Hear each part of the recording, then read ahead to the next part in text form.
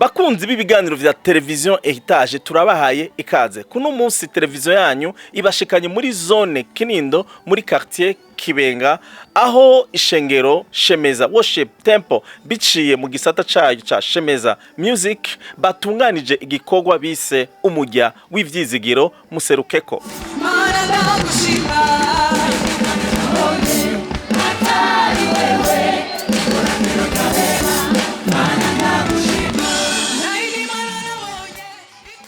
Muri ico gikorwa hashoboye kubaho akanya kadasanzwe ko kuhimbaza no gutazira Imana, aho abantu birekuriye mu bwiza bw'Imana bashira izina ry'Imana hejuru.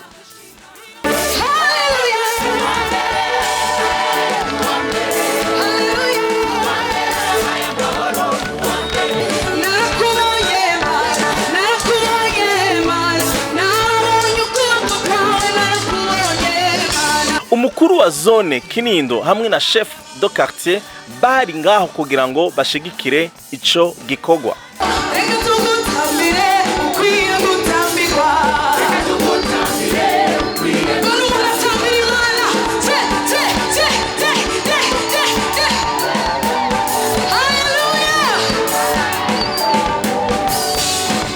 Ico gikorwa kaba cashigikiwe kandi n'amashengero asanzwe akorera ngaho mu Kibenga, aho abaririmbyi basanzwe bakorera muri ako gace nabo nyene bagiye hamwe bagira masquire.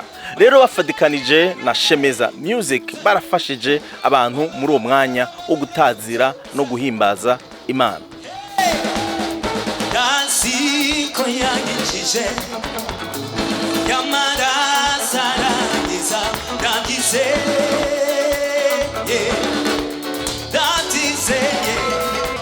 Yesu yicaye iburyo bwa se n'umwami w'amahanga, Yesu kandi ubushobozi n'intsinzi muri byose. Yesu yicaye iburyo bwa se,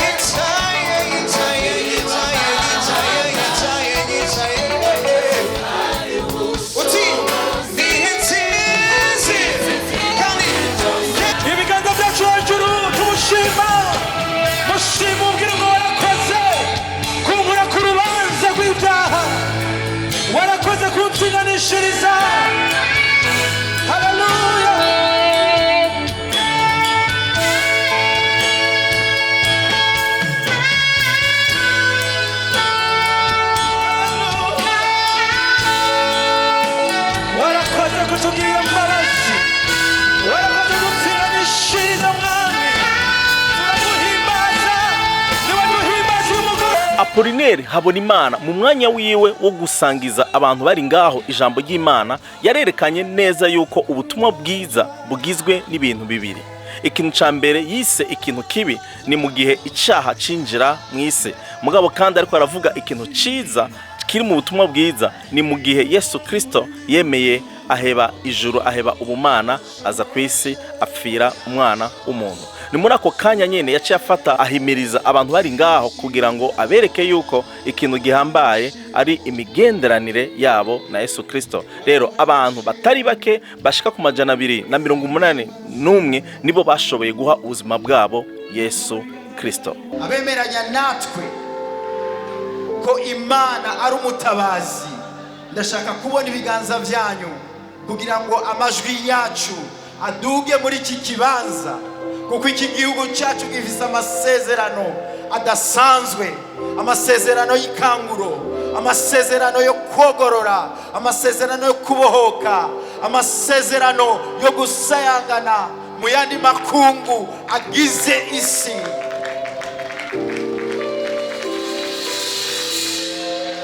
Ibi turimo ni vy'akanya gato, ubuca bucana yandi. Uhoraho ateramiye iki gihugu, Uhoraho ateramiye amasezerano yakivuzeko.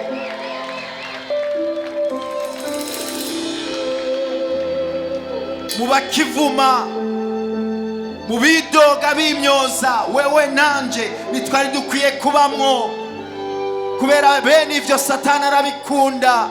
Kandi Satani igikorwa ciwe n'ukwica, n'ugutikiza, n'ukubomora,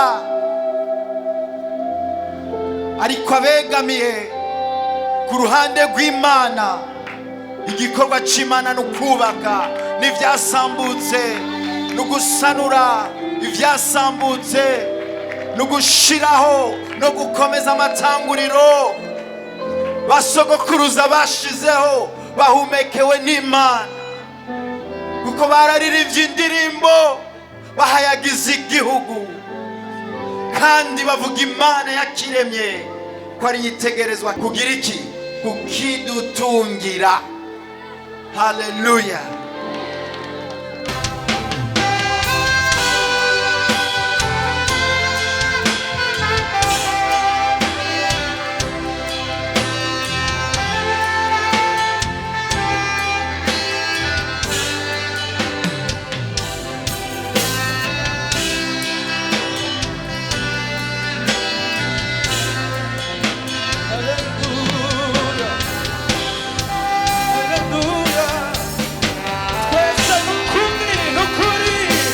Musubiremo iri sengesho, vuga ati Mwami Yesu, numvise ijambo ryawe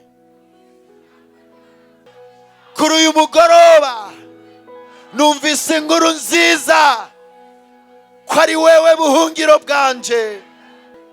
Urakoze kunyakira, urakoze kumpindura, ndagushimiye. Mpindutse icyaremwe gishasha, ndanezerewe ko ndonse ivyizigiro bizima mu izina rya Yesu. Abantu bagera ku 180 nibo bahawe imfashanyo. Iyo mfashanyo ikaba yari igizwe n'ibifungurwa birimo umuceri n'ibiharage, hongeyemo kandi n'amasabune hamwe n'ihema ryo gusakara. Ico gikorwa kikaba carangijwe n'umwanya wo kuninahaza no gushira izina ry'Imana hejuru, aho abantu bafashe akanya ko kwigina Imana kubw'agakiza yabahaye, mugabo kandi bongera kandi banayishimira kuri ico gikorwa ciza ca Shemeza Music biciye mu mujya w'ivyizigiro Muserukeko. Ijambo ry'abakomeye rivuga gute? Rivuga ko bitangishoboka. Amanumbizi nigagabora buhoro, nigagabora buhoro, nigagabora buhoro.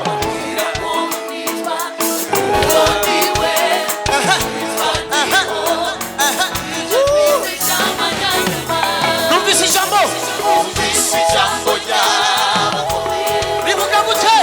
Rivuga ko bitangishoboka.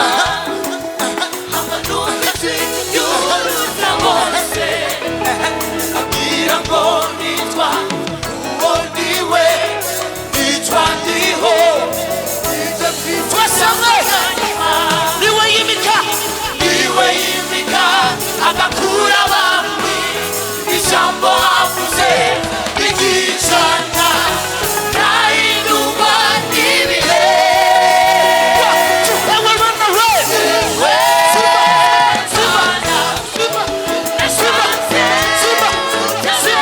ushigikira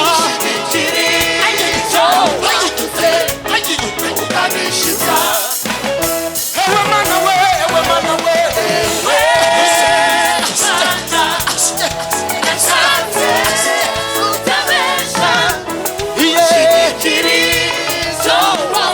ukagishitsa, genda ubaza Aburahamu ibesha